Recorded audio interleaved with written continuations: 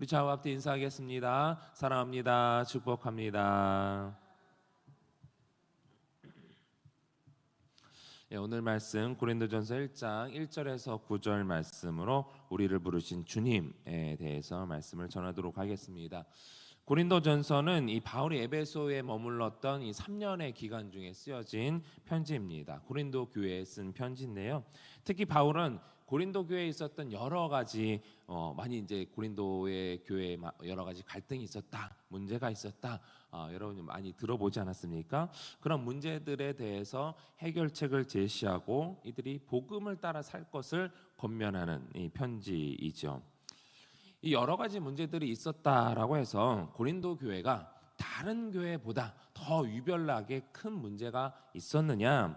있을 수 있죠. 그런데 어느 시내나 어느 공동체를 막론하고 사람들이 모여 사는 곳은요, 당연히 갈등이 있을 수밖에 없습니다. 중요한 것은 그 갈등을 어떻게 해결하느냐, 어떤 기준을 가지고 해결하느냐가 중요하지요. 그런데 갈등이 잘 해결되지 않는 이유는 무엇일까요? 여러분 한번 자신을 생각해 보세요. 왜 갈등이 해결되지 않을까? 그 이유는요, 그 갈등의 싸움에 어떤 기준이 있지 않겠습니까? 내 기준은 이런데 너의 기준은 이렇다. 그래서 그 기준이 달라서 싸우는 겁니다. 그런데 그 기준은요, 사람마다 다 제각각이에요.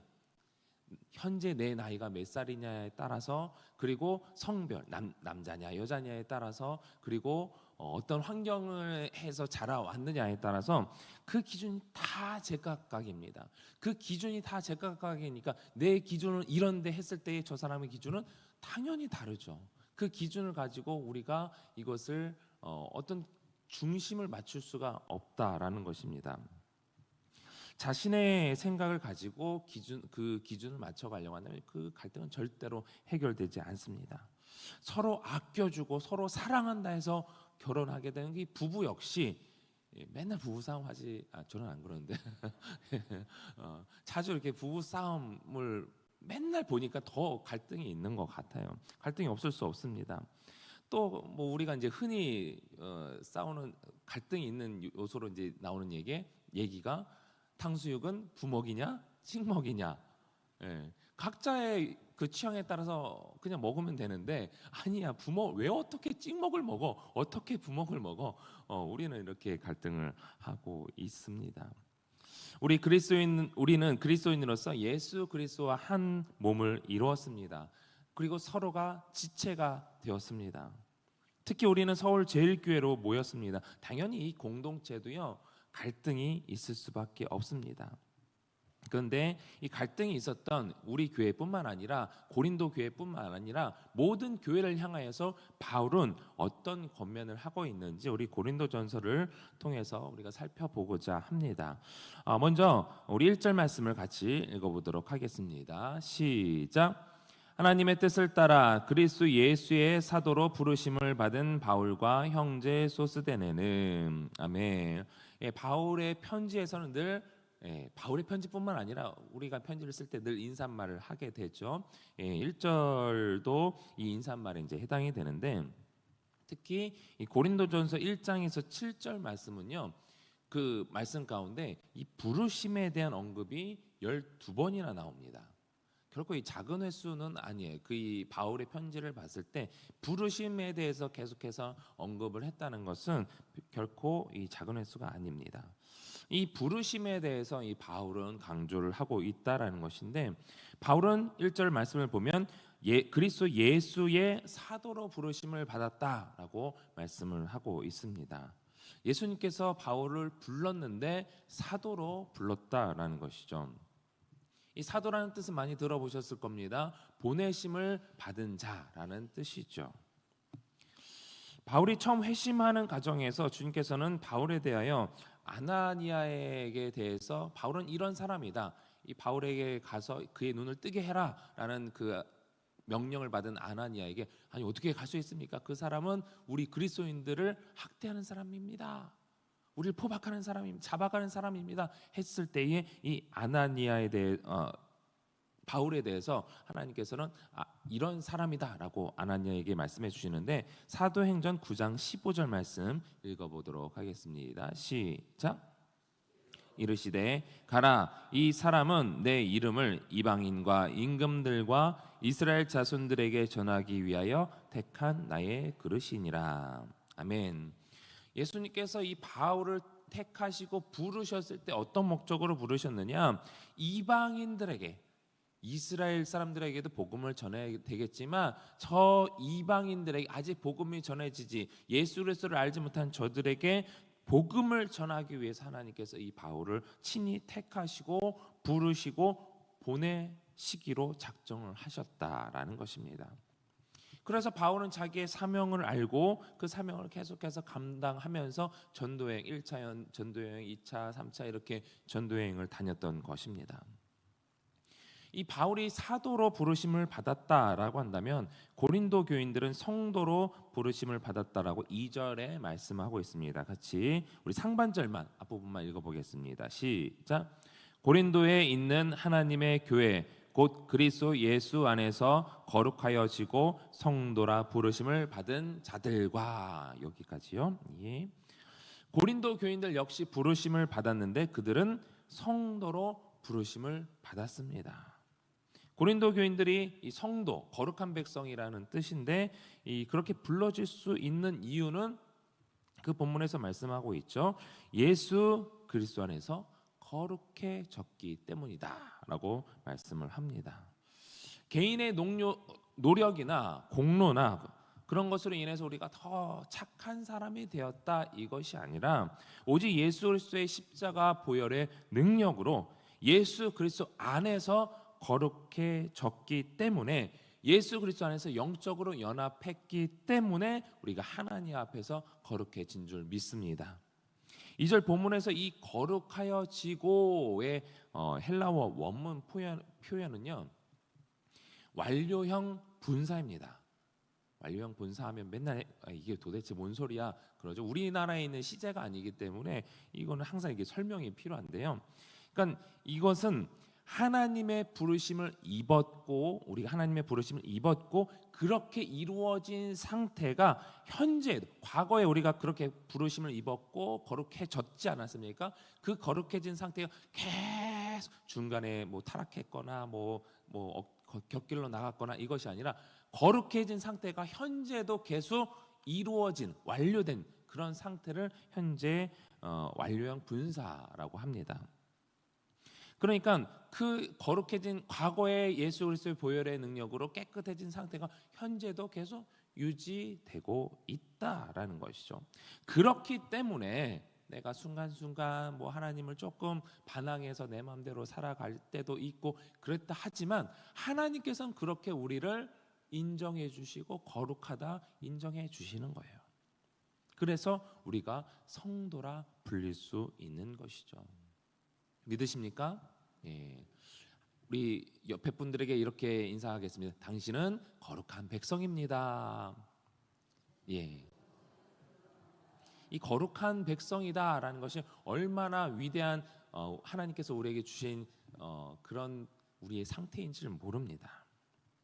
그런데 2절 후반절 보면 또 이렇게 말씀하고 있습니다. 같이 읽어보겠습니다. 시작. 또 각처에서 우리의 주 곧 그들과 우리의 주 대신 예수 그리스도의 이름을 부르는 모든 자들에게. 아멘. 이미 거룩해진 우리 성도들 뿐만 아니라 마지막으로 주의 이름을 부르는 모든 자들, 모든 주의 이름을 부르는 모든 자들. 주의 이름을 불렀다는 것은 무엇입니까? 예, 모르겠죠. 왜 이들이, 나도 역시 주의 이름을 부르지 않습니까? 예수 그리스도의 이름을 부르죠. 왜 주의 이름을 부릅니까? 우리 로마서 10장 13절에서 15절 말씀을 읽어보겠습니다. 시작. 누구든지 주의 이름을 부르는 자는 구원을 얻으리라. 그런즉 저희가 믿지 아니하는 이를 어찌 부르리요? 듣지도 못한 이를 어찌 믿으리요? 전파하는 자가 없이 어찌 들으리요? 보내심을 받지 아니하였으면 어찌 전파하리요? 기록된 바 아름답도다 좋은 소식을 전하는 자들의 발이여 함과 같으니라. 아멘.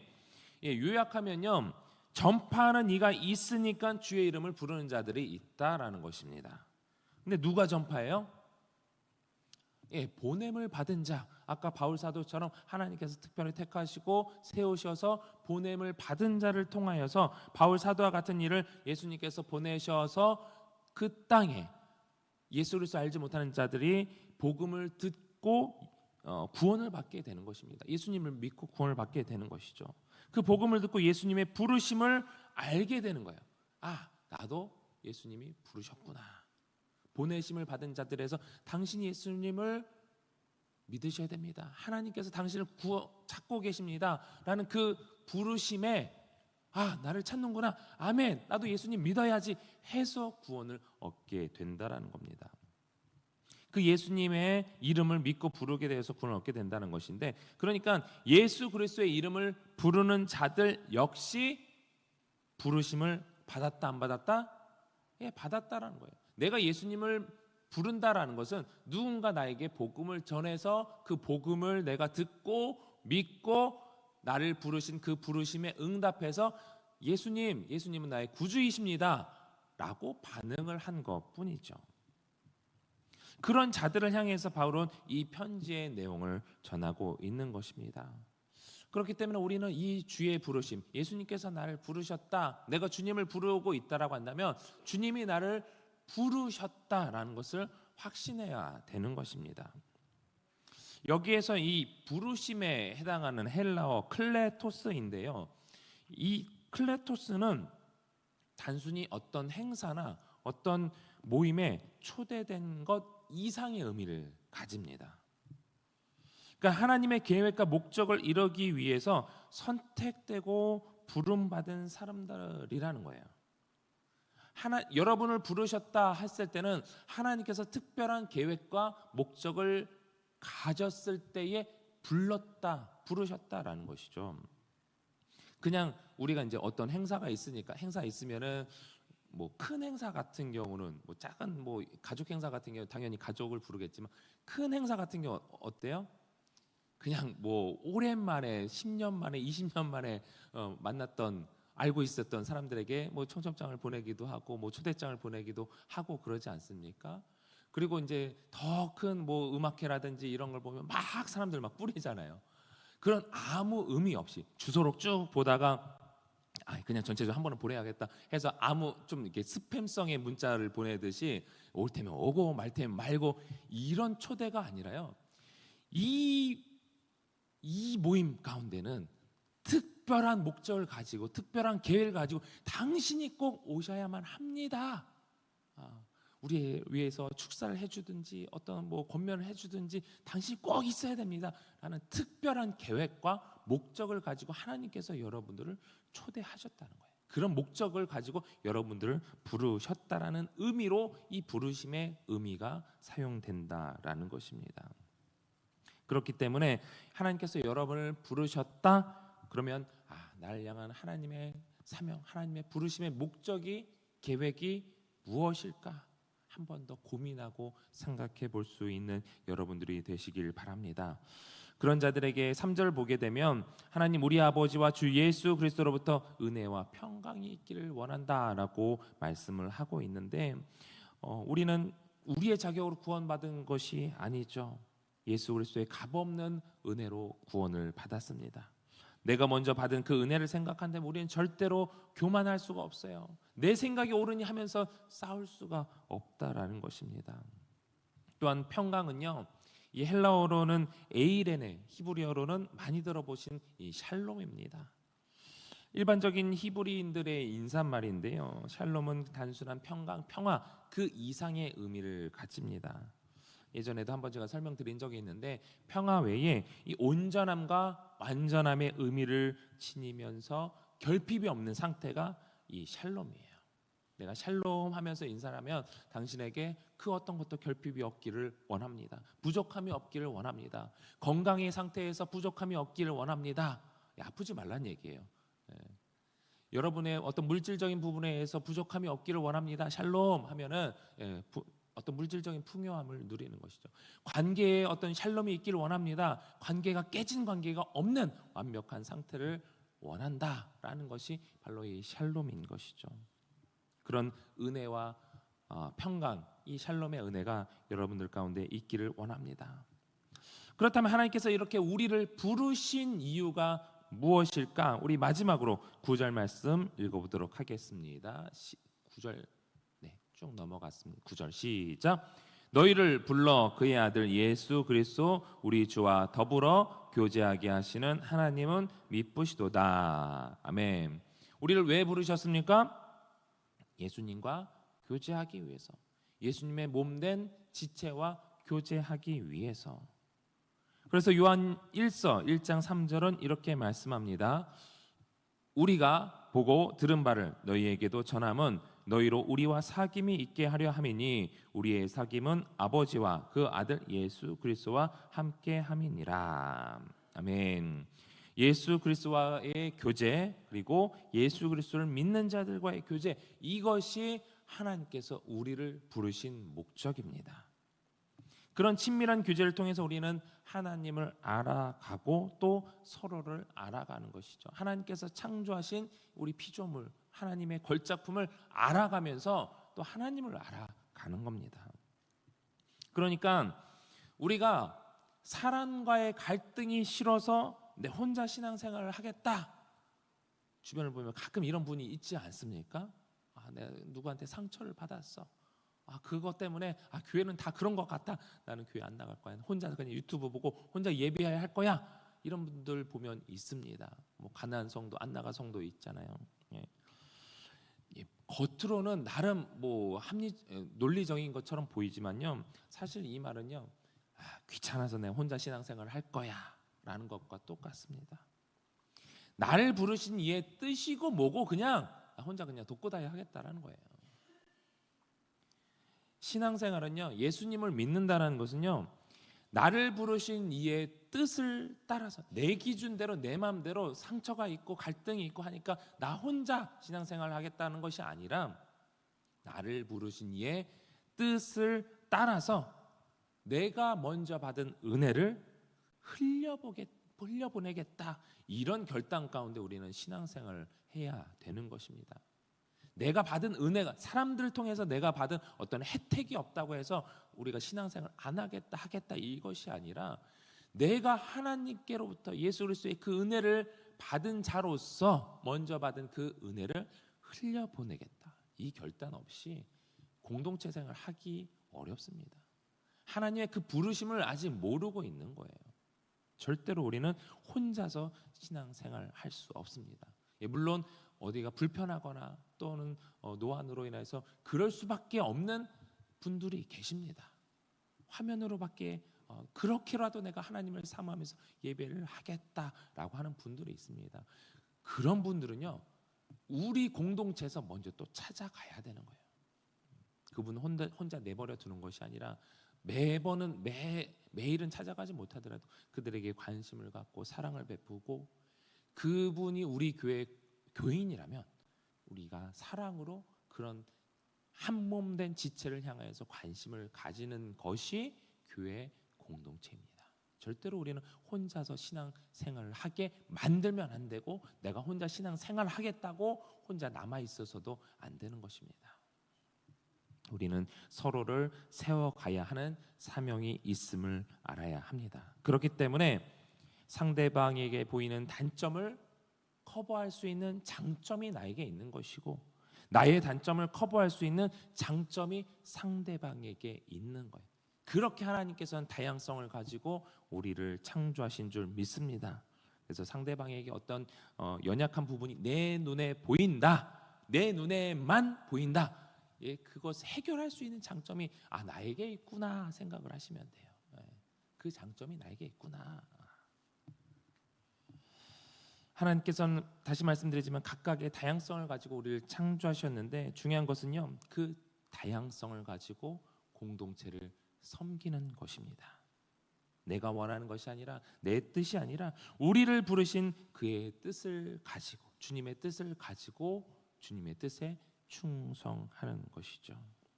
고린도전서 7장 24절은 이렇게 말씀합니다. 형제들아, 너희는 각각 부르심을 받은 그대로 하나님과 함께 거하라. 아멘. 어떤 일률적인 모습을 가지고 교회를 세워가는 것이 아니라 각각 부르심을 받은 그대로 중요한 것은 하나님과 함께 거하는 것. 하나님의 기준대로 하나님의 뜻대로 공동체를 세워가는 것이 우리에게 필요한 줄 믿습니다. 오늘도 살아계셔서 역사하시는 주님께서 각자가 가진 달란트를 통하여 하나님과 함께 또 주님의 몸된 공동체를 어떻게 세워갈지를 물으시고 또 각 가정에서 또 직장에서 사업장에서 우리가 있는 그곳에서 부르심을 따라 살아가는 주의 거룩한 성도들 되시기를 주님의 이름으로 축원합니다. 우리 주신 말씀 기억하면서 함께 기도하실 때에 우리를 부르신 주님의 그 부르심, 나를 향한 부르심이 무엇입니까? 이 시간 다시 한번 물으시면서 확신하시기를 바라고, 또한 우리를 부르신 이의 뜻을 따르기 위해서 내게 주신 사명이 무엇인가 묻고 듣고 순종하게 해달라고 기도하시고, 우리 다음 세대 부흥을 위해서 기도하시고, 특별히 수능이 66일 남았습니다. 수험생들에게 지혜와 명철을 달라고, 또 둔춘동 시대가 활짝 열릴 수 있게 해달라고, 또 각자의 기도 제목을 놓고 우리 주님 3번 간절히 부르고 통성으로 기도하겠습니다. 주여